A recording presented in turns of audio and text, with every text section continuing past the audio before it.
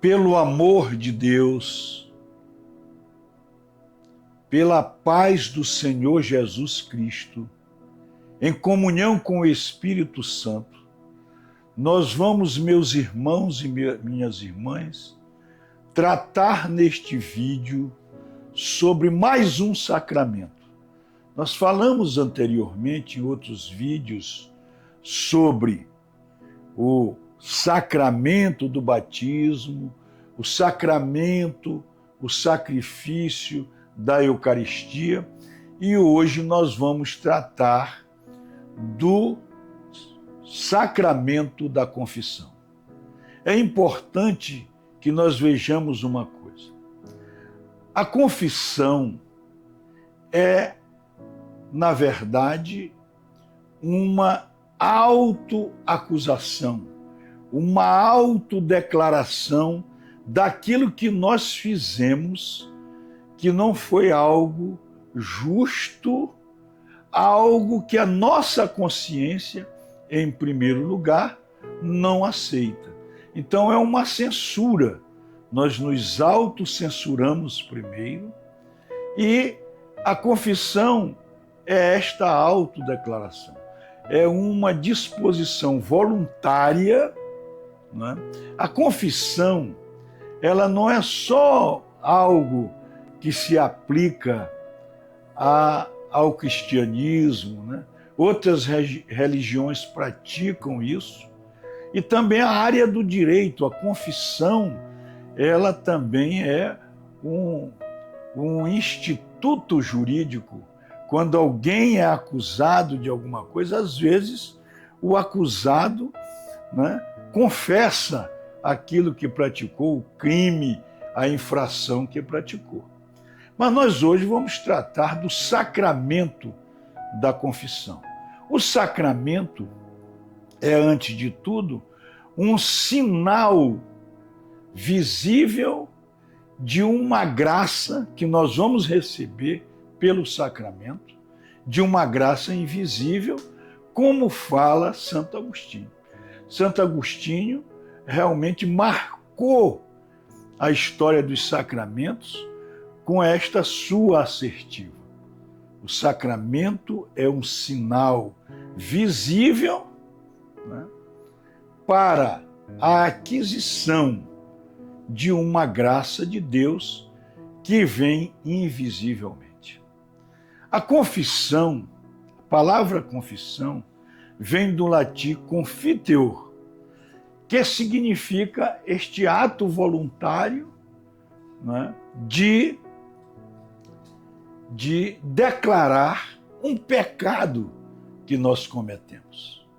Então, esse ato de declarar um pecado que nós cometemos é uma exteriorização ou a realização concreta de uma confissão. Então, a confissão, ela faz parte da nossa vida. E a vida cristã, como ela é estabelecida do nosso relacionamento com Deus, né, nós poderemos, na nossa atividade, desobedecer a Deus, trair a Deus. E por isso a gente comete aquilo que se chama pecado. O pecado, ele se constitui, ele se caracteriza como uma desobediência ao nosso Deus. E com essa desobediência, o rompimento da relação ou uma crise de relação nossa com Deus. Então, a confissão, ela é estabelecida exatamente para que nós possamos restabelecer uma relação que está em crise com Deus ou um rompimento da nossa relação com Deus. Quando nós falamos em sacramentos, quando nós tratamos do cristianismo, nós sempre devemos buscar as raízes de tudo. Tudo, né? Todos os sacramentos, todo aquilo que constitui o cristianismo tem como base a Escritura Sagrada. E apesar da confissão ser algo muito vinculado ao Novo Testamento, é importante que nós busquemos o Antigo Testamento. O Antigo Testamento é como se fosse o alicerce para que nós pudéssemos compreender, com o advento do Novo Testamento, muitas das coisas que foram feitas no Antigo Testamento. Então, o Antigo Testamento, já no livro de Gênesis, revela que a desobediência de Eva e Adão ali se inaugurou na história da humanidade e na história do nosso relacionamento com Deus, o pecado. Entrou o pecado pela desobediência de Eva e Adão. Isto é algo que todos nós, cristãos e não cristãos também, sabemos. Ora, se foi estabelecida no mundo a prática do pecado pela a nossa obediência, né? E originalmente a obediência de Eva e Adão para com Deus, a primeira pergunta que nós vamos ter que fazer e respondê-la: com a desobediência, com o rompimento, com a crise de relação entre nós e Deus, é possível se restabelecer esta relação? É possível se reconstituir uma boa relação com Deus? Se nós estamos, né, em crise de relação, se nós temos uma relação rompida com Deus, é possível que esta relação se estabeleça? O Antigo Testamento diz que sim, né?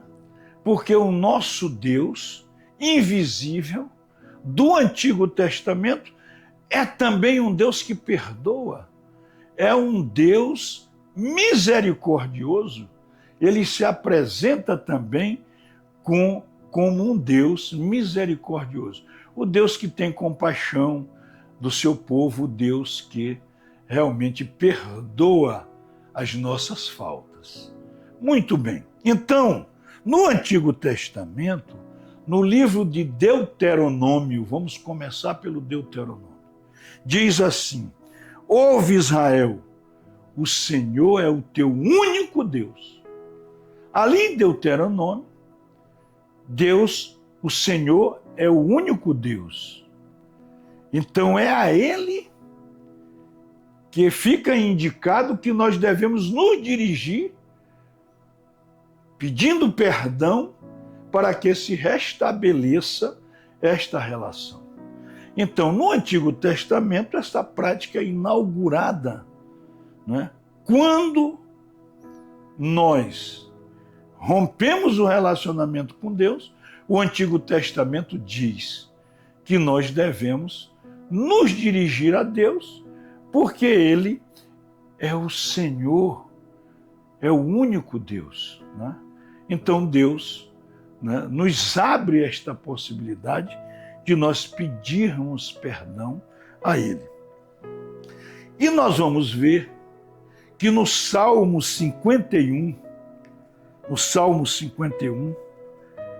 que é o Salmo, né?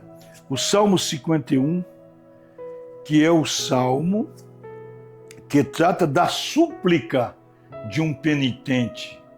Salmo 51 revela, não é, um salmo de Davi, quando o profeta Natã foi ter com Davi, e aí ele clama: Deus tem pena de mim no teu amor. Teu grande amor apague o meu pecado. Então aqui no Antigo Testamento, no Salmo 51, já fica marcado que um dos requisitos fundamentais para pedir para restabelecer a relação com Deus é o arrependimento. No Salmo 51, Davi se arrepende e pede clemência a Deus, pedindo que Deus, perdoe os seus pecados. Por ele ter cometido adultério, por ter mandado matar Urias, marido de Betseba, um pecado mortal praticado por Davi, ele então suplica a Deus pelo seu perdão. Então aqui está marcado que quando se peca, o caminho é pedir diretamente a Deus o perdão, arrependido, aquele que pecou arrependido, se dirige a Deus e pede o seu perdão. Também em Provérbios, no livro de Provérbios, no capítulo 28, versículo 3 diz: quem oculta as faltas não prospera. Quem as confessa e se emenda, obtém o perdão. Aqui, no livro de Provérbios, capítulo 28, versículo 13, diz que quando nós pecamos, quando se peca, se reconhece o pecado, há o arrependimento, pede a Deus, mas há o requisito de que nós devemos nos emendar. Ou seja, nós devemos nos corrigir para que nós não caiamos novamente no pecado. Então, só para concluir a parte do Antigo Testamento, nós vamos ver que no capítulo 9 do livro de Neemias, o capítulo 9 narra a questão do pecado. E nós vamos ver que o Antigo Testamento fala do pecado do povo de Deus. O povo de Deus peca, o povo de Deus obedece. Então existe um pecado que é coletivo, de uma desobediência do povo de Deus, mas também se inclui o pecado particular de cada um. Também na profecia de Daniel, no capítulo 9, se trata da questão do pecado e da súplica a Deus para o perdão dos pecados. Então, só para concluir, o Antigo Testamento dá a solução para o pecado.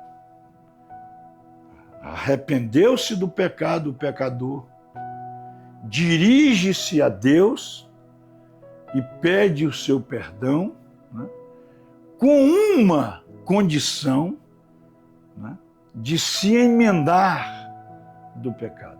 Ou seja, eu pequei, vou me emendar, não vou fazer mais, vou me dirigir a Deus, diretamente a Deus, e peço perdão dos meus pecados. Então, há muitas denominações, muitas igrejas cristãs que utilizam esta prática do Antigo Testamento. Pequei, então eu vou me dirigir a Deus. Senhor, perdoe os meus pecados, eu estou arrependido, me comprometo a me esforçar para não pecar mais, e está aí satisfeita, ou está aí recomposta a reconciliação com Deus.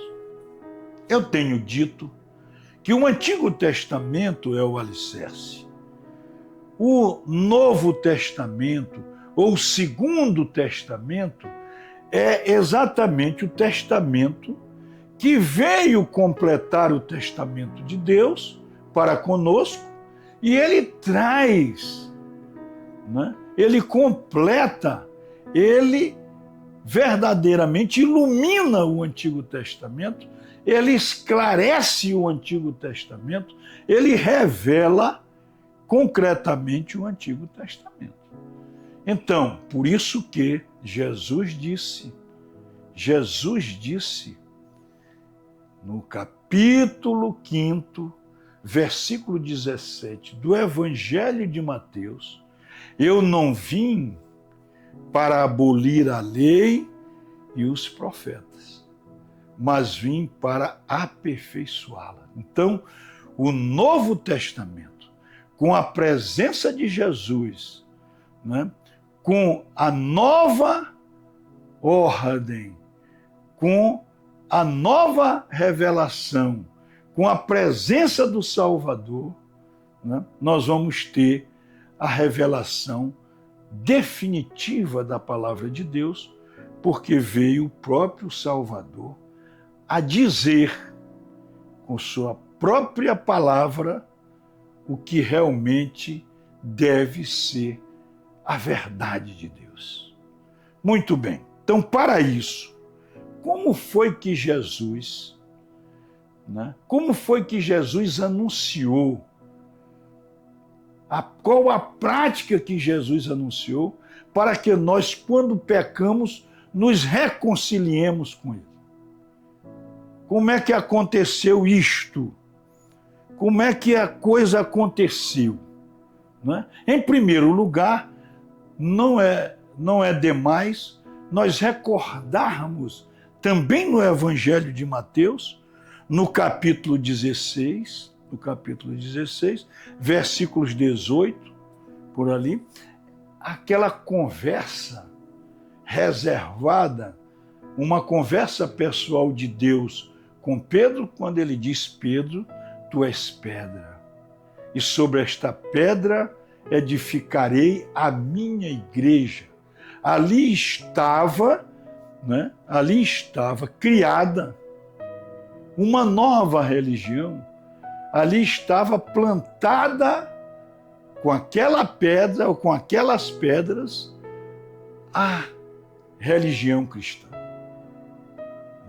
O cristianismo nasce ali na narrativa do capítulo 16 do Evangelho de Mateus, versículo 18. E ele diz lá: Pedro, tu és pedra, e sobre esta pedra edificarei a minha igreja. Muita discussão sobre essa pedra, e a conclusão natural disto é que a pedra que foi rejeitada, que foi Jesus, é a pedra angular, é a pedra fundamental.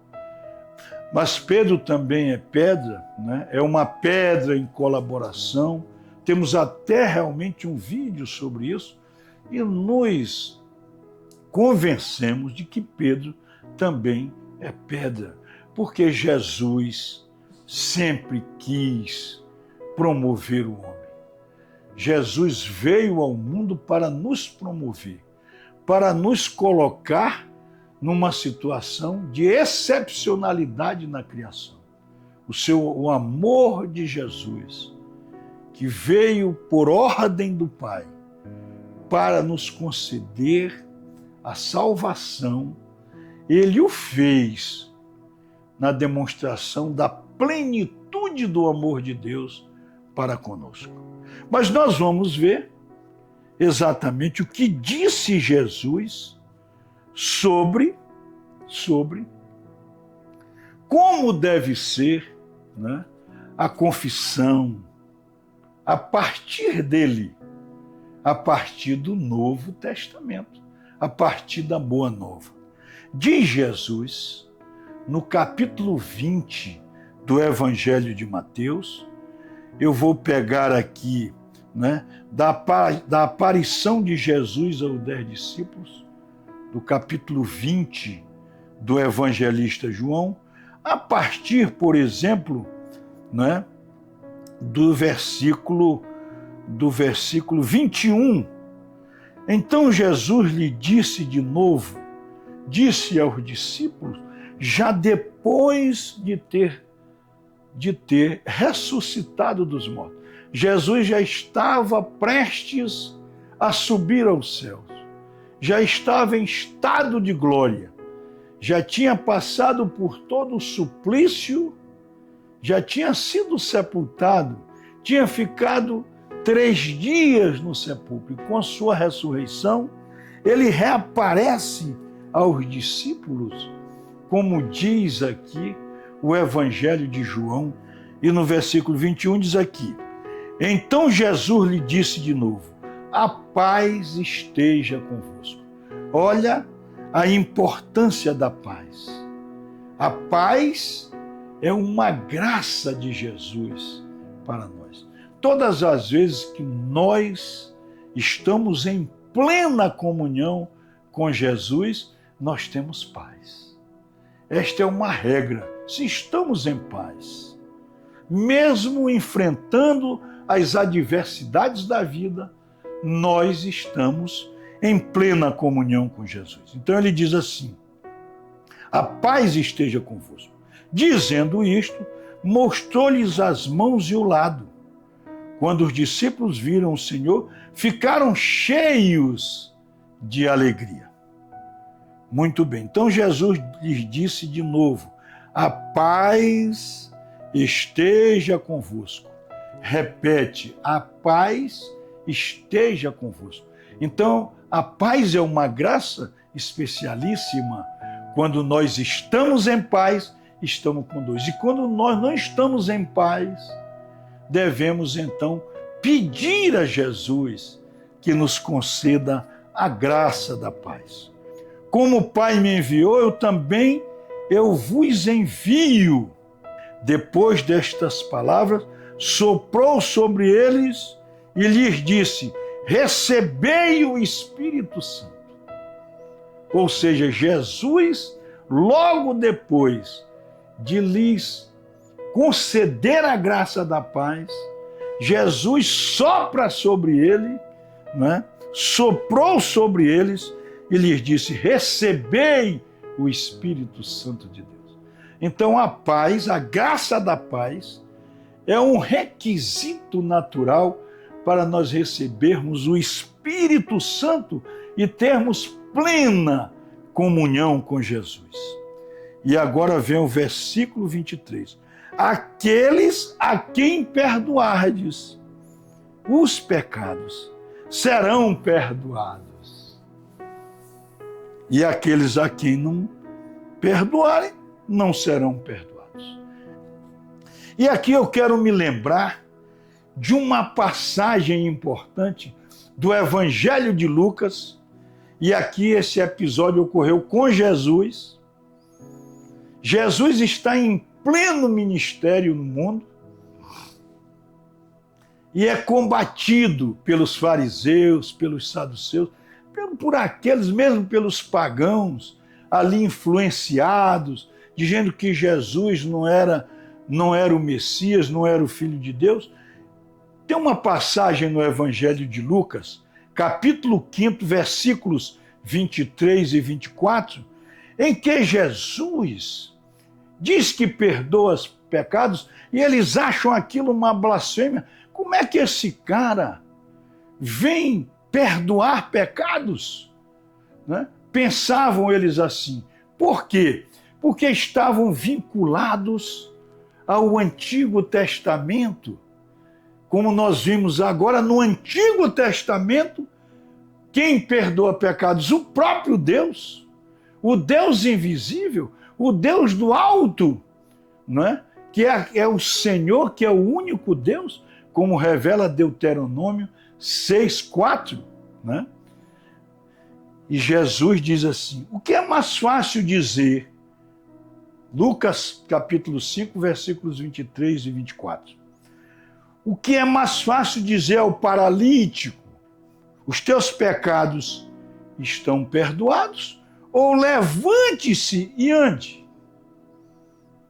Por que os judeus, os fariseus, não aceitaram Jesus? Porque eles entendiam que ninguém poderia perdoar pecados senão o próprio Deus. E eles não acreditavam que Jesus era o Messias. Mas Jesus diz, no capítulo 20, versículo 23, como nós vimos agora do Evangelho de João, ele diz para os discípulos: a quem vocês perdoarem os pecados, serão perdoados.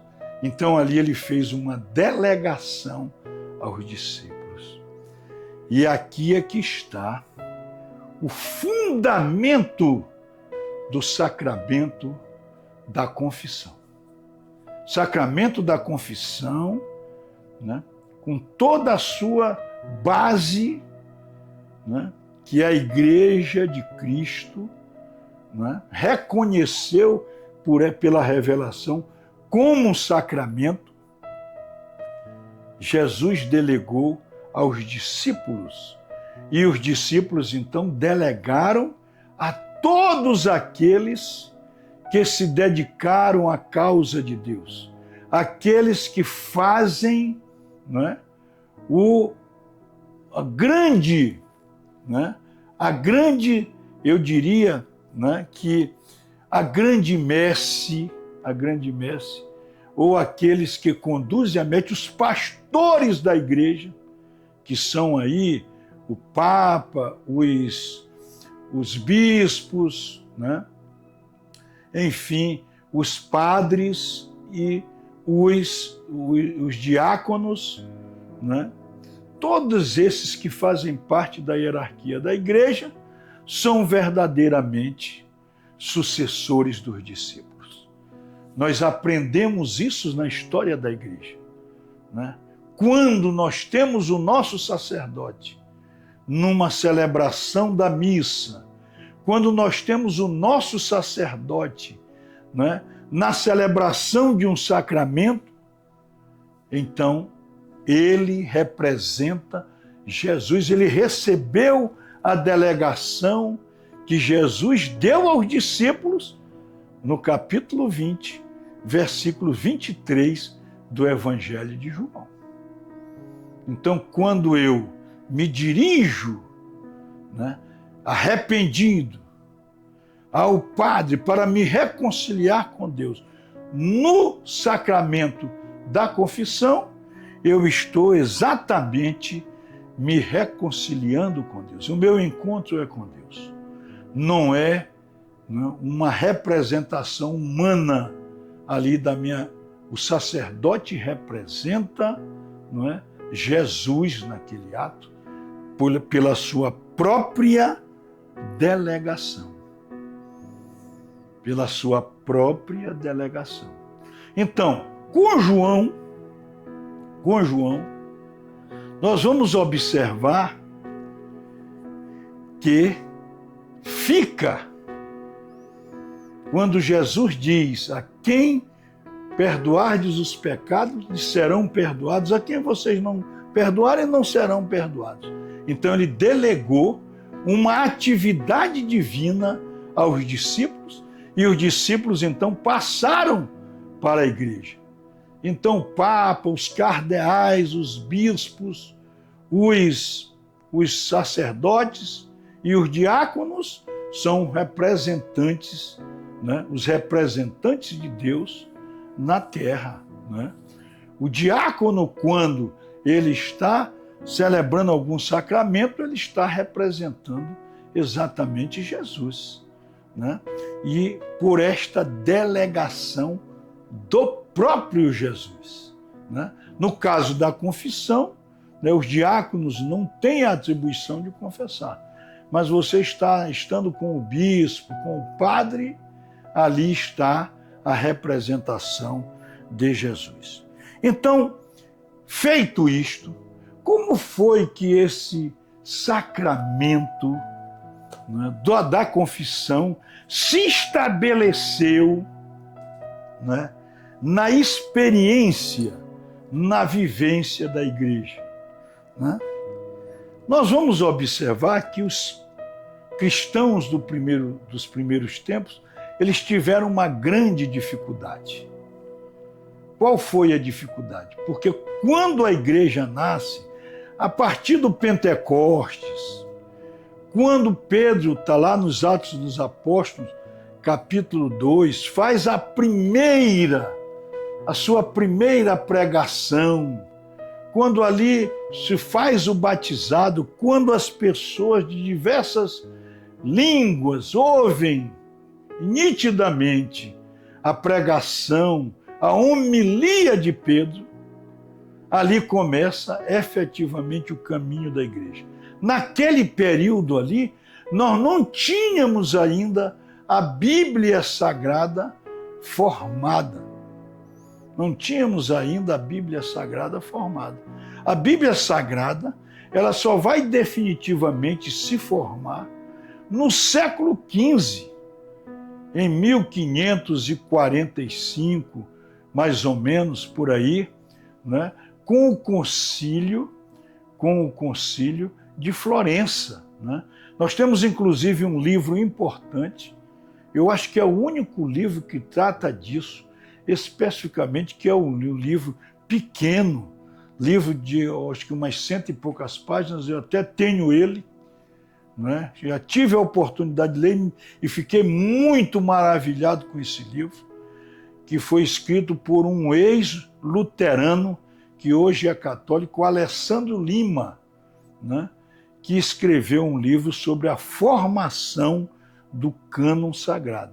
Esse livro, inclusive, eu acho que ele está esgotado e não sei por que o seu autor, o Alessandro Lima, não quer mais que ele seja reeditado. Mas fica a marca, né, da formação do cânon bíblico, em que ele chega à conclusão de que, mesmo antes do Concílio de Trento, nós já tínhamos ali, né? O Concílio de Trento se dá no século XVI. Um século antes, né, a Bíblia Sagrada já estava formada, inclusive ele informa que né, com Gutenberg, quando inventou a imprensa, naquela ocasião foi já, né, escrita, né, pela imprensa a primeira Bíblia consolidada, que depois é confirmada pelo Concílio de Trento de 1540, aliás, a Bíblia, o Concílio de Florença é de 1445, salvo engano, um século antes, praticamente, do Concílio de Trento. Então, nesse Concílio de Florença, em 1445, 100 anos antes, né, já tínhamos ali a formação da Bíblia Sagrada. E o Concílio de Trento, 100 anos depois, no próximo século, confirma, né, os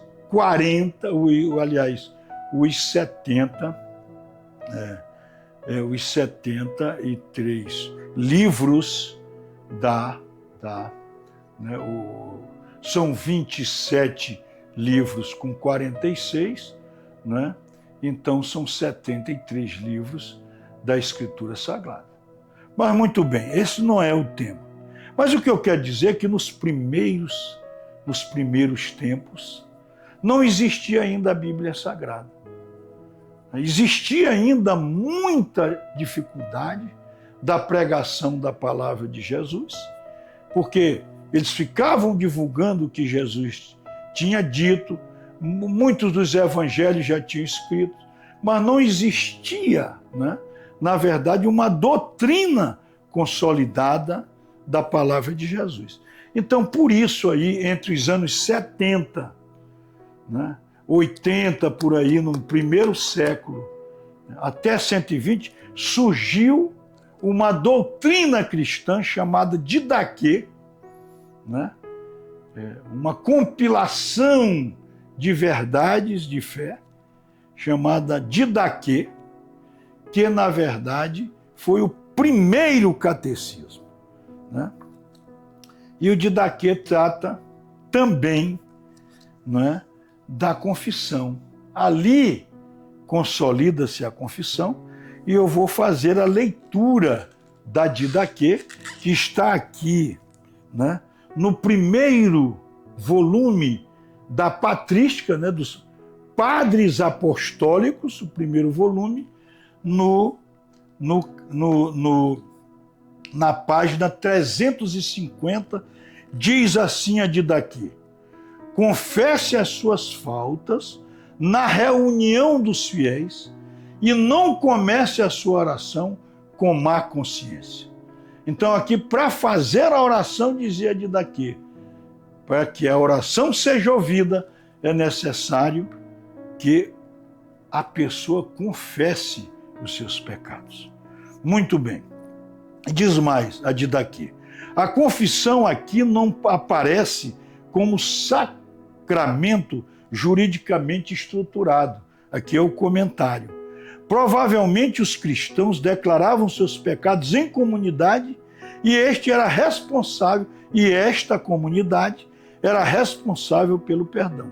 Para que a comunidade esteja viva, são necessários a confissão e o perdão, que abrem sempre a possibilidade de se converter ao projeto de Deus. A oração autêntica é feita dentro do projeto de Deus e em vista da sua realização. Então, a Didaquê já traz uma prática com o Novo Testamento, com a Boa Nova, e aqui, seguindo também a tradição, né, e o que diz o Antigo Testamento, a confissão era pública. Era feita para a comunidade. E a comunidade perdoava os pecados. Não, nós te perdoamos, estava consolidado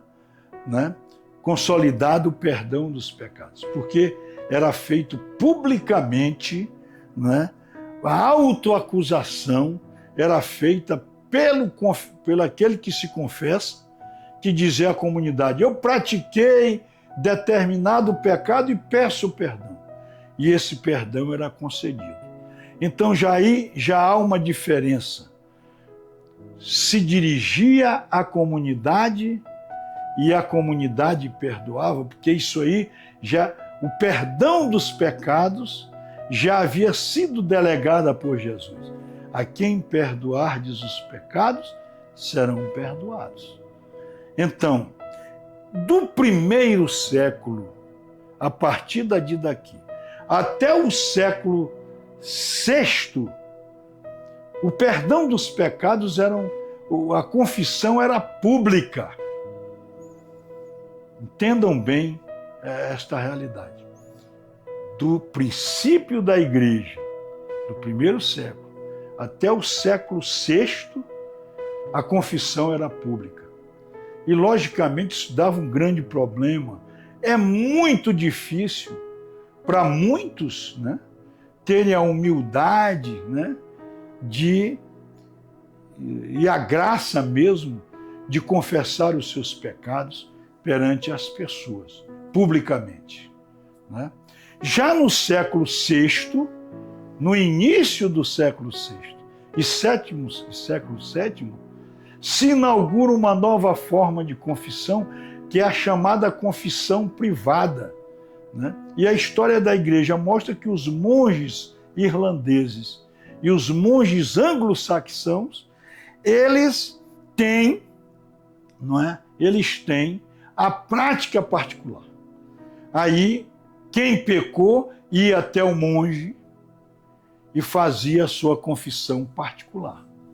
Então, a partir do século VI, a confissão deixou de ser pública para se tornar uma confissão particular. Então, nos séculos VI e VII, se consolidou esta prática da confissão particular, né? E no século XIII, em 1215, no quarto concílio de Latrão, com o Papa Inocêncio III, em 1215, no século XIII, o Concílio de Latrão diz que a confissão deve ser feita ao sacerdote, é uma confissão particular, e já se estabelece a partir daí que cada cristão tem o dever, pelo menos, de se confessar uma vez ao ano. Então, a partir do quarto concílio de Latrão, de 1215, com o Papa Inocêncio III, né, já a confissão é particular, né, a confissão deve ser feita pelo menos um ano antes, né, pelo menos uma vez por ano, né, e a confissão, né, ela se estabelece como particular. E outra coisa, o sigilo, né, os pecados que serão ditos ao padre devem guardar o devido sigilo, né? Então o padre, o sacerdote, ouve os pecados, tem o poder de perdoá-los, né?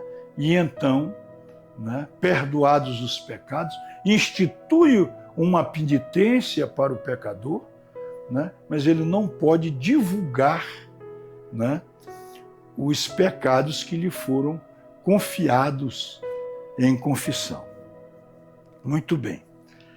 Em 1577, e aqui é muito importante colocar isto, existia um bispo de Milão chamado Carlos Borromeu.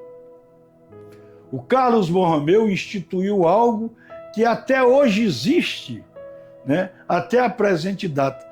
O confessionário, um local particular que geralmente tem nas igrejas, o confessionário, em que ali, né, o cristão, o fiel, se dirige ao padre e confessa ali sem ninguém, num local privado para a confissão, né, para preservar ali o segredo da confissão e as condições normais da confissão.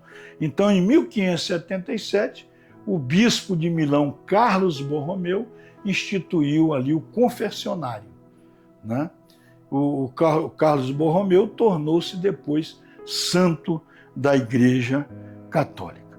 Então, esta é mais ou menos a trajetória, né, da confissão, e eu queria só trazer aqui, né, a Igreja Católica, ela instituiu no seu catecismo, né, no parágrafo 1420, o sacramento, né, né,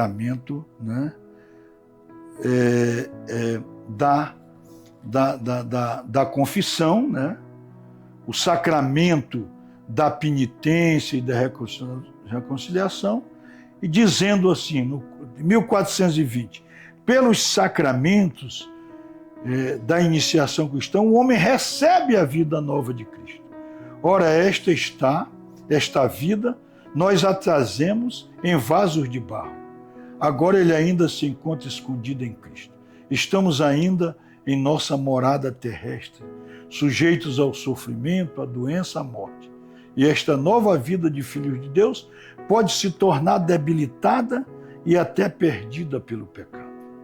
E no 1422, né, no artigo 4º, né, aqui no parágrafo 1422, ele diz: aqueles que se aproximam do sacramento da penitência obtêm a misericórdia divina, o perdão da ofensa feita a Deus e, ao mesmo tempo, serão reconciliados com a igreja, que feriram ao pecarem e a qual colabora para a sua conversão com caridade, exemplos, orações.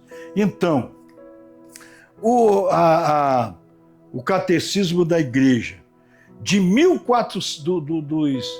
dos parágrafos 1420 a 1498, trata exatamente, né, do sacramento da confissão. E apresenta muitas regras, as condições, né? Deixa apenas só para mais uma informação, né? Lá também, no concílio, no quarto concílio de Latrão, em 1215, com o Papa Inocêncio III, já havia indicação de que o cristão, para se comungar, né, para fazer a Eucaristia, ele teria antes que confessar-se. Então já tinha essa regra a partir de 1215 no século III. O Código de Direito Canônico, né, no seu cânon 959, ele também, do cânon 959 a 997, extensamente trata da confissão, do mistério, aliás, do sacramento da penitência. Então diz aqui o cânon 959 do Código de Direito Canônico. O sacramento da penitência, no sacramento da penitência, os fiéis que confessem os seus pecados ao ministro legítimo, estando arrependido de os terem cometido e tendo também o propósito de se emendarem. Olha, vejam aqui que há, né, uma referência do que disse lá, que nós vimos ainda há pouco no Antigo Testamento, lá no livro de Provérbios, capítulo 28, versículo 13, quando fala, e também o propósito de se emendarem, mediante a absolvição dada pelo mesmo ministro, alcançam de Deus o perdão dos pecados cometidos depois do batismo, ao mesmo tempo em que se reconciliam com a igreja que feriram ao pecar.